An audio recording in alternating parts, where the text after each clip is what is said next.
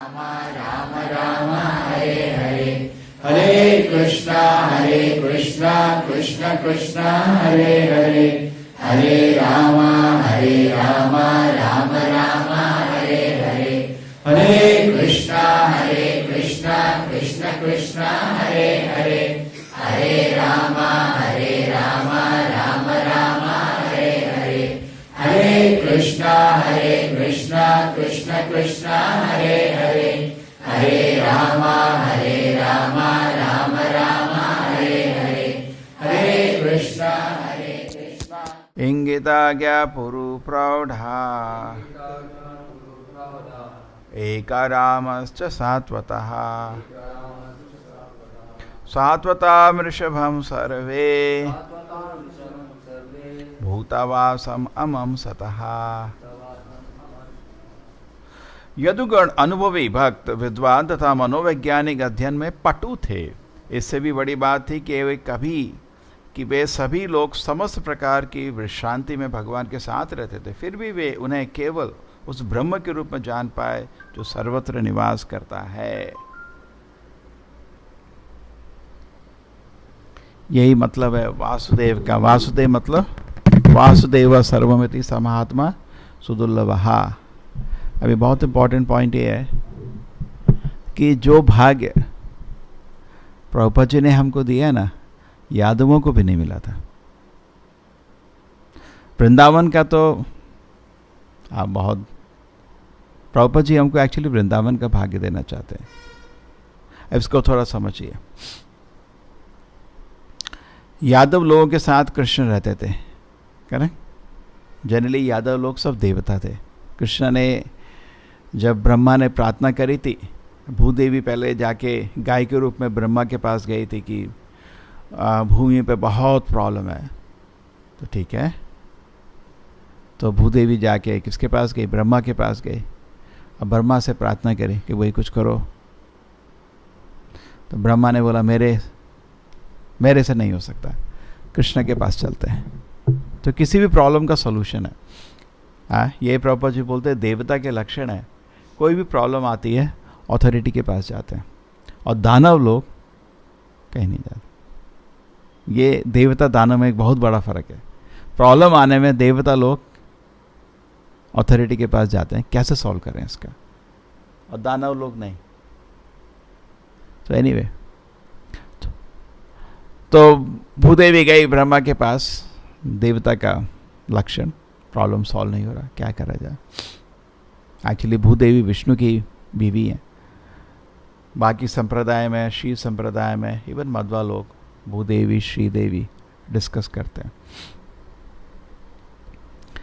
तो उसके बाद उन्होंने प्रार्थना करी, तो भगवान विष्णु ब्रह्मा जाके बैठे। सारे देवता लोगों ने पुरुष शुक्ता, जनरली जब देवता लोग भगवान को प्रार्थना करते हैं, वो शिरोदक्ष विष्णु को मिलने जाते हैं। इस ब्रह्मांड में भगवान का स्थल है, उनका निवास है। जैसे मंदिर है, वैसे एक उनका पर्सनल जगह भी है। वहाँ पे समुद्र क्षीर, श्वेता दीपा, दूध का समुद्र है, और उसके दूसरी तरफ विष्णु है, इस तरफ देवता लोग हैं, वो उधर नहीं जा सकते। इस तरफ बैठे भगवान को प्रार्थना करते हैं। तो ब्रह्मा जी बैठ के प्रार्थना करते हैं। अब भगवान उनके बहुत सुंदर पेंटिंग डिवोटी बनाई है। भगवान उनके दिल में आकाशवाणी देते हैं, मैं आ रहा हूँ। और सब देवता लोगों से बोलो आ जाए यदु डायनेस्टी में, मेरे जो लीला है उसमें आप लोग भाग लीजिए। तो जितने भी यदु थे एक्चुअली वो कृष्ण के ही सेवक थे सारे। लेकिन तब भी जब कृष्ण उनके सामने चल रहे थे, वो समझ नहीं पाए ये कौन है। इतना समझ पाए सर्वव्यापी ब्रह्मन है, ये समझ पाए ये परमात्मा है जो सर्व जगह वास करती है। परमात्मा हमारे दिल में भी वास करती है, परमात्मा हर कण में भी वास करती है। तो उतना ही समझ पाए, लेकिन भगवान के असली अस्तित्व को नहीं समझ पाए। इतने भाग्य, इसमें उद्धव बोल रहे हैं ये उनके दुर्भाग्य था। भगवान उनके सामने थे, जैसे दुनिया में भगवान थे, बहुत लोग उनको नहीं समझ पाए कि ये भगवान है, उनको साधारण पुरुष के रूप में देखा। बहुत लोग बोलते हैं भगवान दिखाओ। अरे भाई, अगर सामने भी आ गए आप रिकॉग्नाइज नहीं कर पाओगे। करेक्ट, क्वालिफिकेशन चाहिए। अब भगवान आपके सेवक नहीं है। ये बहुत लोग ये प्रश्न पूछते हैं, भगवान दिखा सकते हो क्या? दो चीज़, पहला चीज़ आपको क्वालिफिकेशन चाहिए, दूसरा चीज़ भगवान आपके सेवक नहीं है। इधर आओ थोड़ा देख लें, ठीक है ना?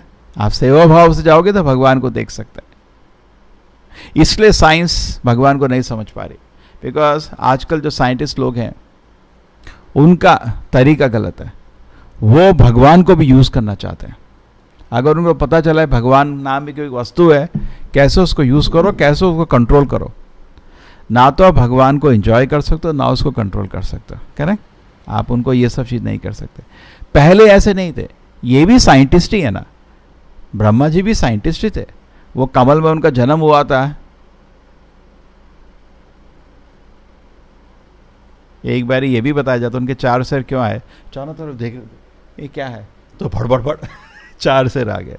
चारों किधर है भाई, ये क्या है ये दुनिया? और उनके बाद उन्होंने पानी में कूदे, उनको तो दिखाया कमल आया, भाई कहाँ तो कुछ दिख ही नहीं रहा। और पानी में कूदे, नीचे गए नीचे गए नीचे गए नीचे गए नीचे गए और ढूंढ रहे थे कहाँ से मेरा स्रोत है। नहीं समझ पाए, वापस आके बैठ गए। तो उसका मतलब ये है कि अपनी जितनी भी बुद्धि यूज़ कर लो, कितना भी शक्ति यूज़ कर लो, आप भगवान को नहीं पकड़ सकते। भगवान ब्रह्मा ही नहीं पकड़ पाए। तो फिर उनको एक आवाज़ आई। क्या आवाज़ थी? ता पा, तपस्या करो। तो भगवान ने बोला भाई तुमको मैं दर्शन दूंगा, पहले तो तुम तपस्या करो। तो ये सबके लिए एक दर्शन है। तपस्या साधना के बिना भगवान का दर्शन नहीं हो सकता। तो ब्रह्मा ने तपस्या करी, और ऐसी तपस्या करी जो कभी सृष्टि में किसी ने कर नहीं पाएगा। भक्ति योगे न मनसी, बहुत भक्ति से जो सत्य है प्लीज मेरे सामने प्रकट हो। उनको कुछ मालूम नहीं सत्य है क्या। भी उसके 4 हाथ हैं, 2 हाथ हैं, कैसा है वो, आकार है निराकार है, उनको कुछ मालूम नहीं। सत्य प्लीज प्रकट हो। और इसमें इस तपस्या में वो लगे हुए थे लाखों करोड़ों साल तक। उनका जन्म तो बहुत बड़ा है। फिर उनके पास पहले उनको दर्शन हुआ नारायण का, उसके बाद उनको दर्शन हुआ कृष्ण का।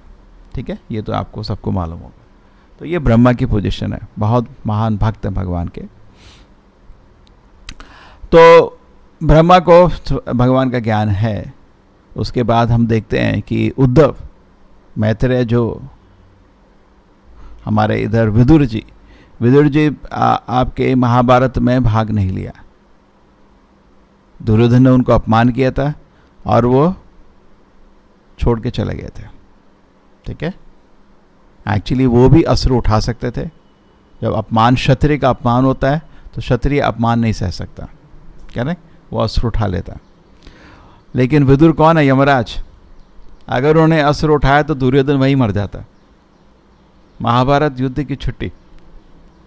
जैसे रावण ने भी एक बारी सब जगह अटैक किया था, सबको तंग किया था उसने, कहाँ कहाँ से वो सामान उठा के लाया था, पता है ना। तो उसने एक बारी यमलोक में भी अटैक कर दिया। तो यमराज को इतना गुस्सा आया। एक होता है यमदंड, जिसका किसी का तोड़ नहीं है किसी के पास। यमराज ने अपना दंडा निकाला, मृत्यु निश्चित है, उनको ये शक्ति है ना। तो यमराज तो भी उनको किसी ने बोला भाई अभी राम आने वाले हैं, भगवान राम उनकी लीला क्यों डिस्टर्ब कर रहे हो? तो उन्होंने छोड़ दिया फिर, चल। तो सेम वे विदुर ने इधर भी छोड़ दिया उसको, और वो छोड़ के चले गए। उन्होंने देखा है बेसिकली इतने बड़े, अभी ये इस चीज़ का सिचुएशन बता रहे हैं। सोचिए पैलेस में बैठे हैं, बहुत उनको धृतराष्ट्र ने भाई के रूप में ही स्वीकार किया। धृतराष्ट्र के भाई हैं, करेक्ट, 3 भाई थे, पांडु, धृतराष्ट्र और विदुर। ये दासी पुत्र थे। दासी पुत्र होने के बावजूद भी पिता तो एक ही था उनका, वेदव्यास जी। और धृतराष्ट्र उनको बहुत स्नेह करता था, और विदुर भी उनको प्रेम से हर दिन शिक्षा देते थे, उनका काम वही था। और धृतराष्ट्र फॉलो नहीं करते थे, लेकिन स्वीकार करते थे। वैदुरिकम एक है, उसमें धृतराष्ट्र विदुर को बोलते हैं आप हमेशा मेरे को ये बोलते हो कि ये दुर्योधन को छोड़ दो छोड़ दो छोड़ दो, सही रास्ता दिखाते हो, लेकिन जैसे ही मेरे को दुर्योधन दिखता है ना, मेरा दिल भटकने लगता है। मेरा इतना स्नेह है दुर्योधन से, मैं पागल हो जाता हूँ। मेरे को मालूम है जो तुम बोल रहे हो सच है, लेकिन मेरा दिमाग दुर्योधन को देख के वो एक्सेसिव स्नेह भी ठीक नहीं रहता। सो विदुर ने उनको समझाते थे हर दिन, तो उसको एक दिन समझा रहे थे, भाई ये युद्ध होने वाला है, अब तो कुछ करो, अगर तुमने कुछ नहीं किया महान युद्ध होगा, लोग मर जाएंगे, तुम कुछ करो भाई, इसको छोड़ो, इसको देश निकाल दे दो इस बेटे को। तो दुर्योधन ने सुन लिया कोने से कहीं से और आ गया असेंबली में चिल्लाता हुआ, ये बेशरम दासी पुत्र, इसकी हिम्मत होती है ऐसा बोलने की। एक्चुअली दुर्योधन के मुंह से ये शब्द गलत थे और उसने कभी भी विदुर का ऐसा अपमान नहीं किया था, वो भी विदुर का आदर करता था। लेकिन इस समय जब अपनी प्रॉब्लम आ गई तो उसने सारा क्या कहते हैं सदाचार छोड़ दिया और बहुत ही अपशब्द बोल दिया। तो इसको सड़क में ले जाके इतना मारो कि खाली सांस रह जाए, ऐसा उसने शब्द बोले। सोचो अपने अंकल के लिए कोई ऐसा बोल दे घर में तो अपमान तो है ही। विदुर अब क्या करें, तो ये तो हो सकता था यमराज की तरह, यमराज का रूप ले सकते थे अभी महाभारत का अंत, लेकिन उन्होंने सोचा नहीं ऐसा अभी नहीं करते, अभी तो कृष्ण की लीला है, अर्जुन को करना है बहुत काम, उनको सब मालूम है क्या होने वाला है, और वो भी भगवान के महान भक्त हैं, वो ऐसा नहीं करेंगे। भगवान की लीला क्या होता है, महान भक्त लोग भगवान की लीला कभी डिस्टर्ब नहीं करते। हम ये चीज़ डिस्कस कर रहे थे, बहुत अच्छी चीज़ है। जब भगवान इस दुनिया में प्रकट होते हैं, दानव लोग भगवान की लीला नहीं संभाल पाते, सीधा अटैक करते, अस्त्र लेके अटैक करते, देखा नहीं, बकासुरा, आघासुरा, कंसा, जितने लोग कैसे इसको मारो, अटैक करते हैं। तो बहुत लोग बोलते हैं भगवान आते क्यों नहीं, अगर आएंगे दुनिया में सैकड़ों लोग भगवान को अटैक करेंगे, उनके ऐश्वर्य देख के लोग नहीं संभाल पाएंगे, ईर्ष्या से मर जाएंगे लोग। करेक्ट, अभी नहीं होता, किसी कोई ऐश्वर्य हो लोग ईर्ष्या करते नहीं करते। अब भगवान का तो षडैश्वर्य है, इतना सुंदर रूप है, कह रहे हजारों लाखों उनके पास गोपियां हैं, हजारों उनके पास बीवियां हैं, कोई नहीं संभाल पाएगा, सीधा अटैक करेंगे। और उनका इतना समृद्धि है, जैसे भारतवर्ष इतना समृद्ध था, कितना लोग अटैक किया, 700 साल तक लोग लूटते ही रहे, है ना। तो ऐसे लोग अटैक करेंगे, चलो भाई उनसे कुछ ज्वेल्स ले लो, कृष्ण के आभूषण ही देख के बहुत लोग विचलित हो जाएंगे। और उसके बाद भगवान शांत नहीं रहने वाले, भगवान आएंगे पहले क्या बोलेंगे, गाय का वध बंद करो, नहीं बंद करते, सुदर्शन रेडी है, तो लोग लड़ेंगे, भारत में ही लड़ेंगे। ऐसे नहीं भगवान आके खाली मुस्कुराएंगे, वो तो भाई वो तो सम्राटों के सम्राट है, वो तो ऑर्डर देंगे ना, ये बंद करो, ये ठीक करो, दारू के अड्डे बंद करो, तो लोग लड़ने आएंगे नहीं आएंगे। मांस खाना बंद करो, द्यूतम पानम स्त्रियम शुनाई से बंद करो, लोग लड़ने आएंगे और सारे दानव का नाश होगा। जैसे काल्की का यही काम है, ठीक है। दूसरा चीज, इवन देवता लोग भगवान के लीला डिस्टर्ब कर दिए थे, वो भी भगवान को हैंडल नहीं कर पाए।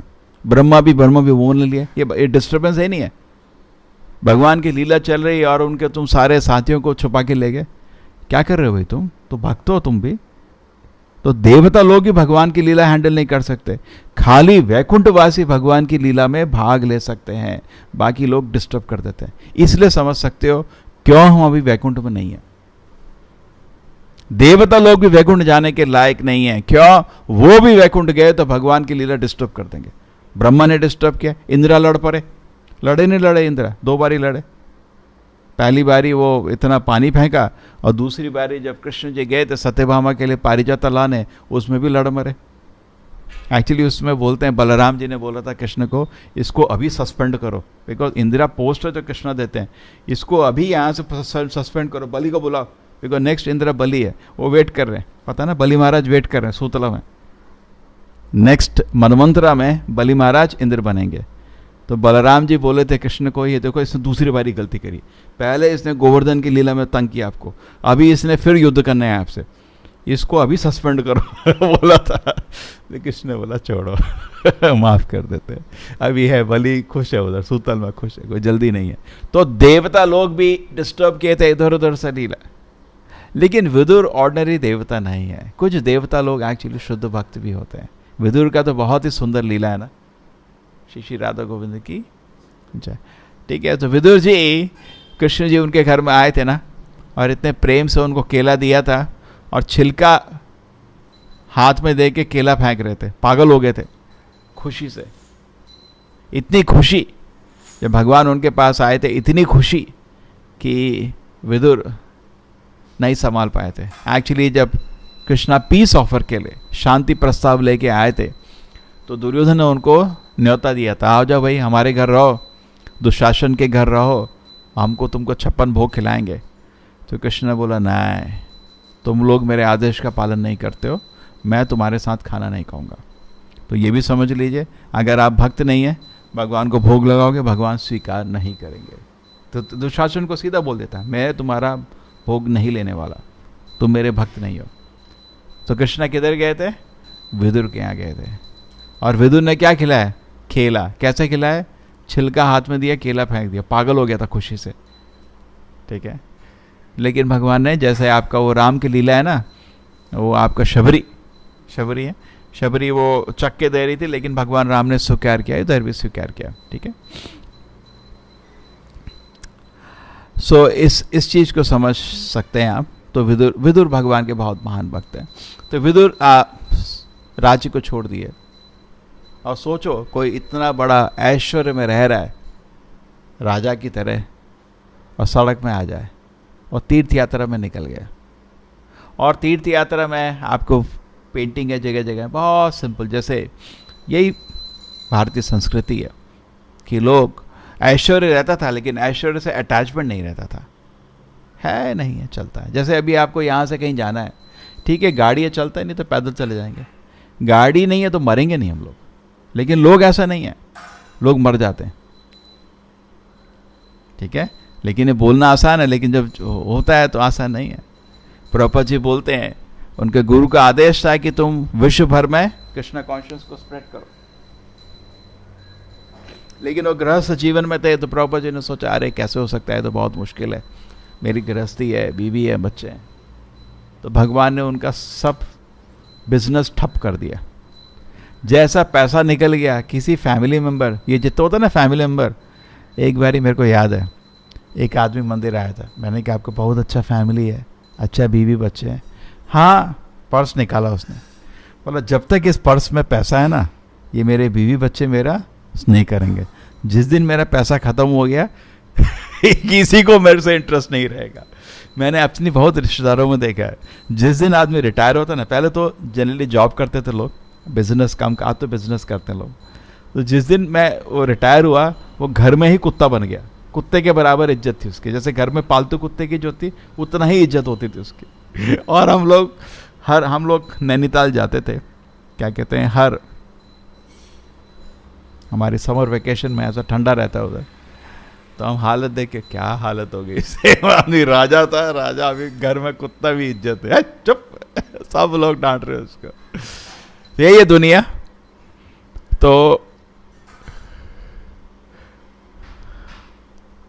तो ये आसान काम नहीं है। तो प्रभुपाद जी बोलते हैं, जब मेरा सारा पैसा निकल गया, बिजनेस ठप हो गया उनका, पूरा बिजनेस। किसी ने चोरी कर दी, किसी ने ये कर दिया, वो कर दिया, 3-4 चीज हुई, कुछ एक पैसा नहीं रहा। उस समय प्रभुपाद जी की मैं चिट्ठी पढ़ रहा था, अपने किसी को उन्होंने चिट्ठी लिखी थी, मेरी इज्जत बचा दो आप, किसी तरह मेरे को धन चाहिए, मैं बिजनेस कुछ नहीं रहा मेरे पास, मतलब ऐसी हालत हो गई थी, कोई मदद नहीं। तो प्रभुपाद जी ने सोचा, ये तो भगवान का एक डायरेक्शन है, अब तुम गुरु का मिशन ले लो। ठीक है, तो प्रभुपाद जी वृंदावन आए थे उस समय, और वृंदावन आके उन्होंने फिर अपना गुरु का मिशन लिया। बहुत कठिनाई से ये मूवमेंट बना एक्चुअली। तो विदुर भी देख लीजिए, तो प्रभुपाद जी उसमें एक क्लास में बता रहे थे, क्वीन कुंती की क्लास में, ये चीज़ जब तो बोल रहे थे, ये आसान नहीं होता है, जब सब कुछ चला जाता है आदमी का मन बहुत विचलित हो जाता है। तो विदुर पूरा राज्य छोड़ के, सब कुछ छोड़ के वो सड़क में आ जाते हैं, कुछ नहीं उनके पास, लेकिन कोई उनको गम नहीं। वो तीर्थ यात्रा में है और बहुत खुश हैं, तीर्थ यात्रा में बहुत खुश हैं, वो जगह जगह तीर्थ जा रहे हैं और आनंद ले रहे हैं। ये अलग ही आनंद है, खाली भक्त इसको समझ सकता है। जैसे प्रभुपाद जी वृंदावन में थे, बहुत खुश थे, अरे ये नहीं, पैसा नहीं। बल्कि प्रभुपाद जी वृंदावन भजन में लिखते हैं, मेरे रिलेटिव्स हैं लिस्ट, लेकिन खाली एक लिस्ट है, ये किसी को मेरे से इंटरेस्ट नहीं रहा अभी है ना। जबकि प्रॉब्लम होती है, लोग फ़ोन तक नहीं उठाते। आप प्रॉब्लम है, जब तक आप समझ रहे हैं, लोग आपका दोस्ती करना चाहेंगे, कहीं आप मिलेंगे, अरे कैसे हो, ठीक हो, आपको खुश करना चाहेंगे। जैसे ही आप कंगाल हो गए, लोग आपको देखना भी नहीं चाहते, डर डर लगता है, अरे इसने कुछ मांग लिया तो फिर ना कैसे बोलेंगे, छुपते हैं लोग। तो फिर फाइनली इस सिचुएशन के बाद क्या हुआ है, विदुर आपके घूमते घूमते उद्धव को मिल गए। उद्धव भगवान के महान भक्त हैं, ऑर्डिनरी नहीं, कैसे भक्त हैं, महान भक्त हैं। उद्धव के लक्षण बहुत भयंकर है। एक्चुअली जन्म से वो भगवान के भक्त थे। छोटे बच्चे थे तब भी वो भगवान को नहीं भूल पाते थे। छोटे बच्चे के उसमें भी वो भगवान की लीला याद करते थे। उनकी माँ को भागवत में बोला, बुलाना, बेटा आओ भाई खाना खाने आओ, लेकिन वो बिजी रहते थे भगवान की विग्रह की पूजा उसमें। वो वृंदावन की लीला में नहीं है, लेकिन अपने घर में भगवान के, जैसे होता है ना बच्चे लोग, जैसे प्रभुपाद जी भी बचपन में कृष्ण की लीला में बिजी रहते थे, कह रहे राधा कृष्ण का विग्रह करके उनकी सेवा करते रहते थे। ये महान भक्त के लक्षण होते हैं। महान भक्त बचपन से ही नेचुरली भगवान की लीला में व्यस्त हो जाता है। और उसके बाद वो कृष्ण से मिलने आए थे और कृष्ण ने उनको वृंदावन भेजा था, उद्धव को, गोपियों से मिल के आओ, क्योंकि वृंदावन वासी कृष्ण जी बोले मर जाएंगे। मैं वृंदावन उनको आश्वासन दे के आया हूँ कि मैं वापस आऊँगा। एक्चुअली कृष्ण जी वृंदावन नहीं छोड़े थे, कभी कृष्ण कभी झूठ नहीं बोलते। वो वृंदावन में हमेशा वास था उनका भाव के रूप में, विरह भाव के रूप में भगवान कृष्ण वृंदावन में अभी भी हैं।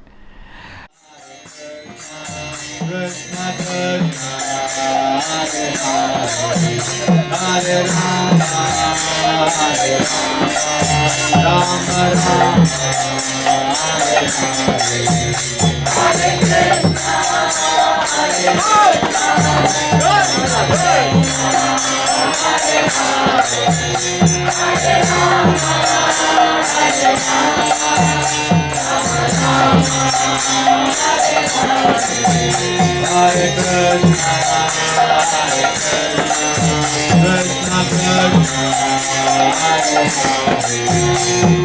Rama, Hare Rama, Rama Rama, Rama, Rama,